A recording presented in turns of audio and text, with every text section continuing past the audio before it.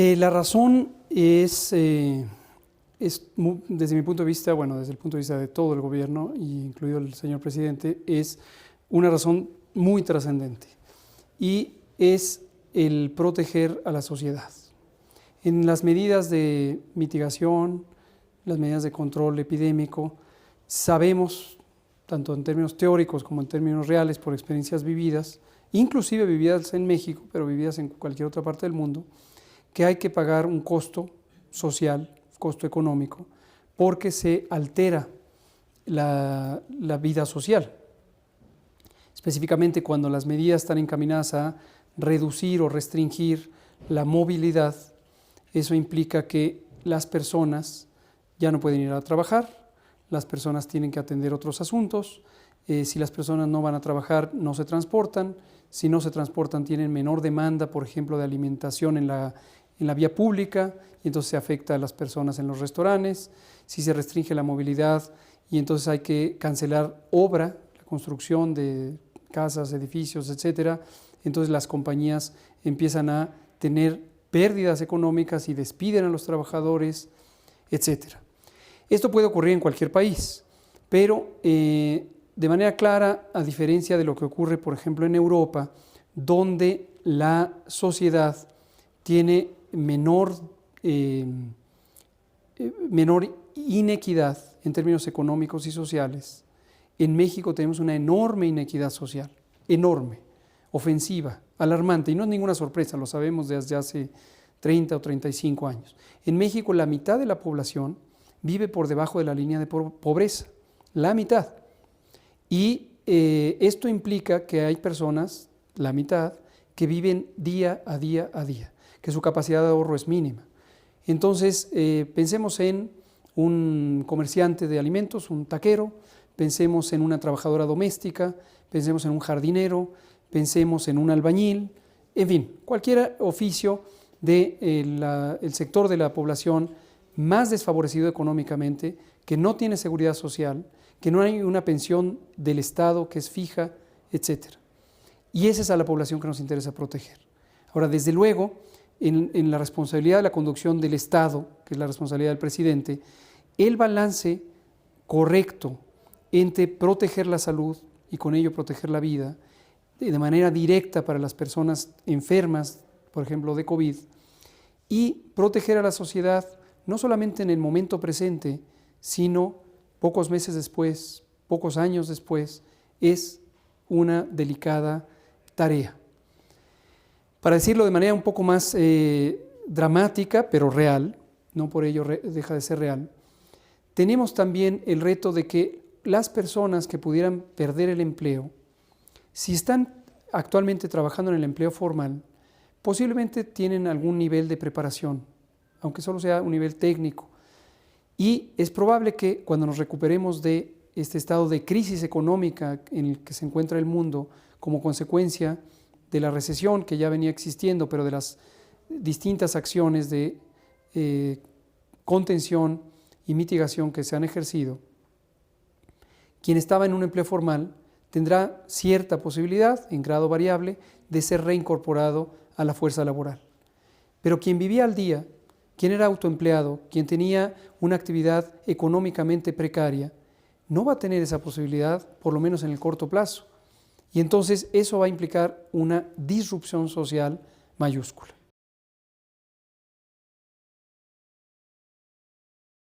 El viernes 13 de marzo tuvimos 11 casos. Si tomamos números gruesos, hay una triplicación en el número de casos que se pueden observar. Desde esa temprana señal decidimos establecer lo que le hemos llamado la Jornada Nacional de Sana Distancia. Y le hemos llamado así para dar una idea clara de que es un paquete de medidas simultáneas, coordinadas, que implican la desmovilización masiva de millones de personas.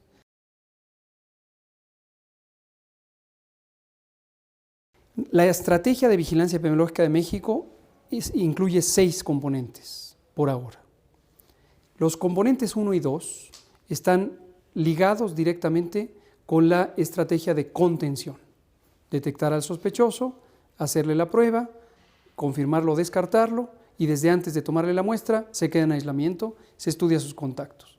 Entonces son dos componentes de esa vigilancia que son la detección y tanto en la parte de la caracterización clínica y epidemiológica del caso como en la prueba de laboratorio del caso y luego de sus contactos. Son los dos componentes. Esos son los sospechosos y sus contactos. Eso, entonces esa es la primera parte. A eso voy.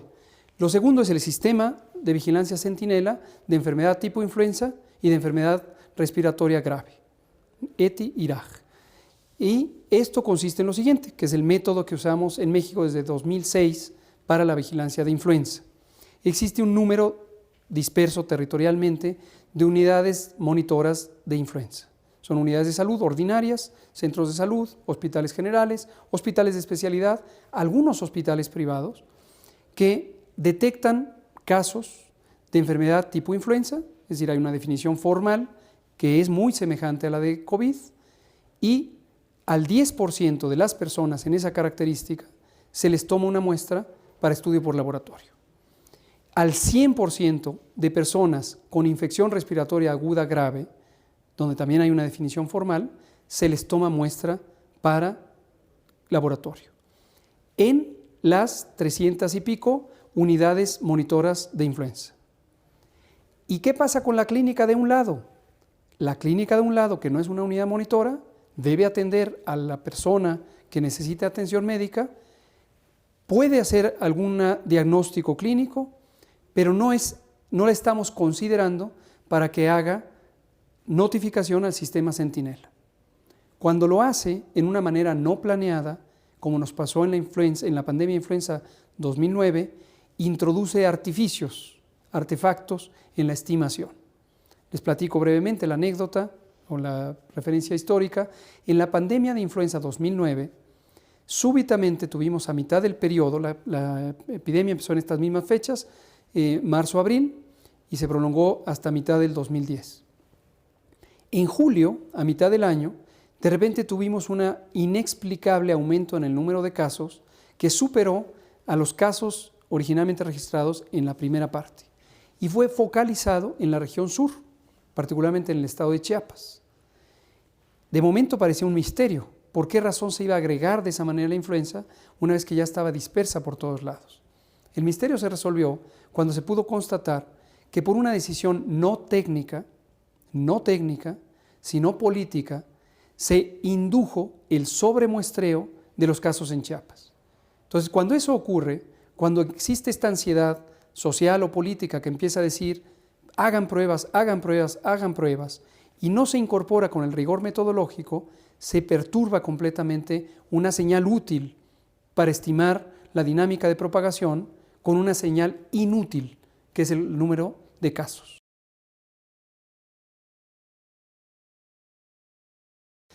Para darle una idea, tenemos ya no estimación, sino un censo directo de gruesamente 30.000 camas, donde 9.000 o casi 10.000 son de terapia intensiva o urgencias.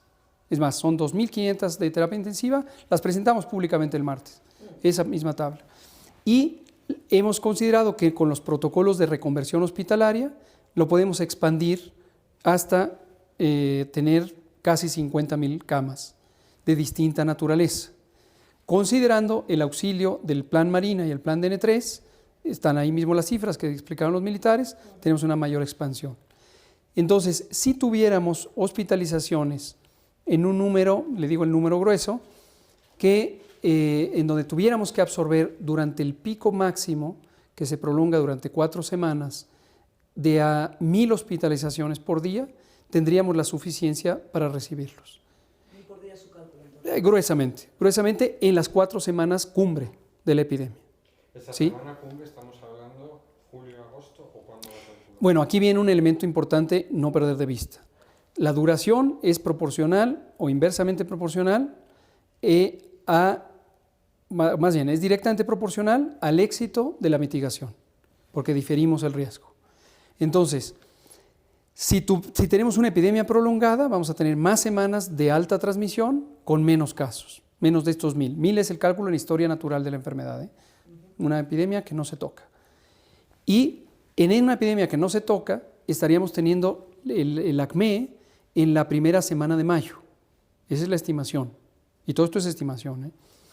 Y bajaría y tendría un comportamiento como ocurrió en China, de unas 12 a 15 semanas si consideramos las colas, ¿no? Si lo logramos en términos del éxito de la mitigación, es donde empieza a diferirse. Mala noticia, durará hasta agosto-septiembre. Buena noticia, en vez de ser 1000, tenemos varios escenarios, obviamente todo un espectro, podríamos estar teniendo 300, por ejemplo, ¿no? Y ahí es donde nosotros calculamos la reconversión hospitalaria para el peor escenario, por supuesto.